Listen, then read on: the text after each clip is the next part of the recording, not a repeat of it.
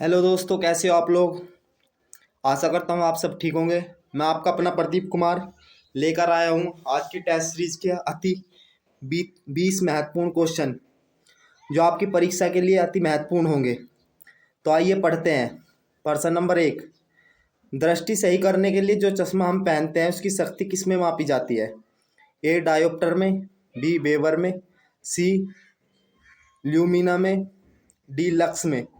तो दोस्तों, दृष्टि सही करने के जो चश्मे हम पहनते हैं उनकी शक्ति जो मापी जाती है वो डायोप्टर में मापी जाती है। प्रश्न नंबर 2।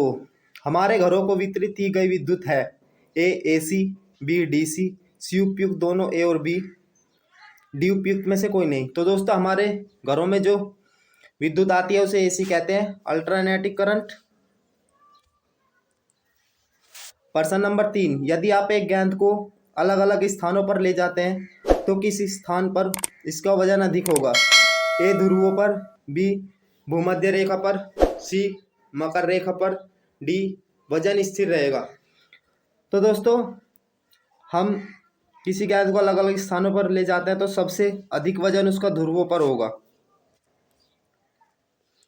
प्रश्न नंबर 4। जमने पर पानी का आयतन बढ़ता है। एक टैंक से एक बाल्टी पानी बाहर निकाला जाता है तथा उसे जमाया जाता है। जमी हुई बर्फ को टैंक में डाल दिया जाता है, तब बर्फ पिघलने लगेगी तो क्या होगा। ए टैंक में जल स्तर उठेगा, बी टैंक में जल स्तर गिरेगा, सी टैंक में जल स्तर वही रहेगा, डी जल स्तर पहले ऊंचा होगा फिर तब गिरेगा। तो दोस्तों, ये खुद ही बता रहा है जमने पर पानी का आयतन बढ़ता है। जब बर्फ घुलेगी तो सीधी सी बात है आयतन उसका जो टैंक का नीचे गिरेगा, तो क्या होगा, टैंक का जल स्तर नीचे गिरेगा उस समय। प्रश्न नंबर 5। कौन सा पाचन तंत्र का भाग नहीं है। ए अग्नाशय, बी पीयूष ग्रंथि, सी छोटी आंत, डी पित्ताशय। तो दोस्तों, पाचन तंत्र का भाग इनमें से पीयूष ग्रंथि नहीं है क्योंकि ये मस्तिष्क में पाई जाती है। अग्नाशय, छोटी आंत और पित्ताशय ये पाचन तंत्र का हिस्सा है।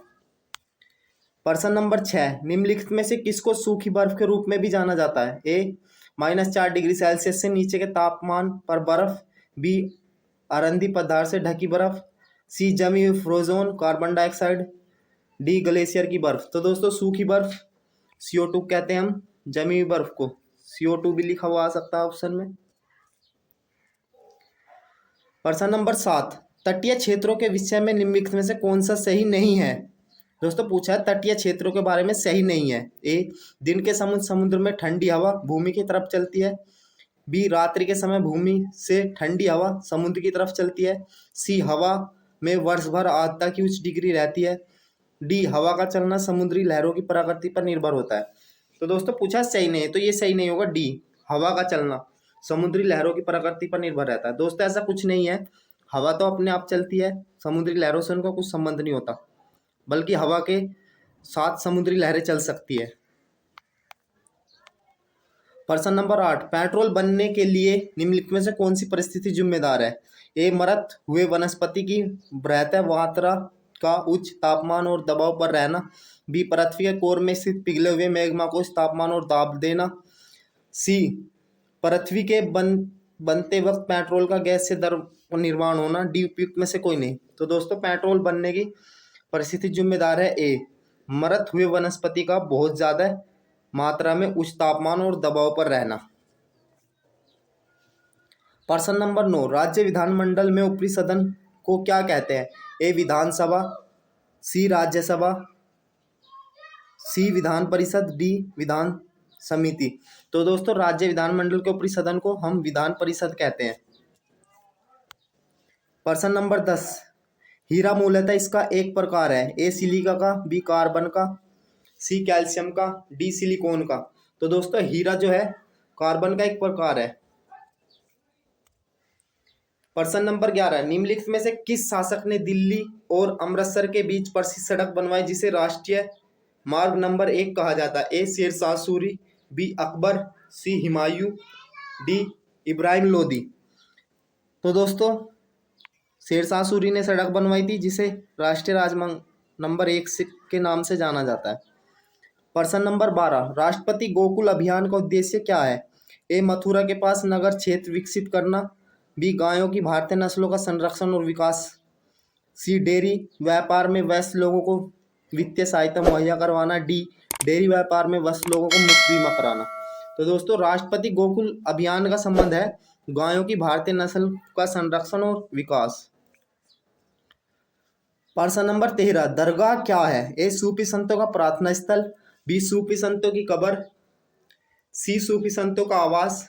डी, सम्राट की कब्र। तो दरगाह दोस्तों सूफी संतों की कब्र को दरगाह कहते हैं। प्रश्न नंबर 14, कुतुब मीनार के निर्माण का प्रारंभ किसने किया? ए, इल्तुतमिश ने। बी, रजिया ने। सी, कुतुबुद्दीन ऐबक ने। डी, अहमद शाह अब्दाली ने। तो दोस्तों कुतुब मीनार का निर्माण कुतुबुद्दीन ऐबक ने किया। प्रश्न नंबर 15, सुल्तानी राजकाल में खर्च क्या था? ए, धार्मिक समूह पर कर। बी, व्यापार पर कर। सी, कृषि उत्पाद पर कर। डी, उत्पादन पर कर। तो दोस्तों सुल्तानी राजकाल में खर्च कृषि उत्पाद पर कर था, यानी जो कृषि उत्पादों पर लगाया जाता था उस कर को खर्च कहते थे। प्रश्न नंबर 16, प्राचीन भारत में अश्वमेध यज्ञ करने का प्रमुख कारण क्या था? ए, यज्ञ करने वाले राजा की श्रेष्ठता स्थापित करने के लिए। बी, पुरुष संतान प्राप्ति के लिए प्रार्थना। सी, वर्षा के देवता इंद्र को बलिदान देकर संतुष्ट करना। डी, वरुण देवता को संतुष्ट करना। तो दोस्तों अश्वमेध यज्ञ जो होता था वो यज्ञ कराने वाले राजा की श्रेष्ठता स्थापित करने के लिए होता था। अगर दोस्तों यज्ञ में उस घोड़े को कोई पकड़ लेता था उससे राजा को युद्ध करना पड़ता था। प्रश्न नंबर 17, ईस्ट इंडिया कंपनी ने पहल राजस्व अधिकार इसे हासिल करके लिया। ए, बंगाल की दीवानी। बी, सूरत की दीवानी। सी, मद्रास की दीवानी। डी, बिहार की दीवानी। तो दोस्तों ईस्ट इंडिया कंपनी ने पहले राजस्व अधिकार बंगाल की दीवानी से लिया।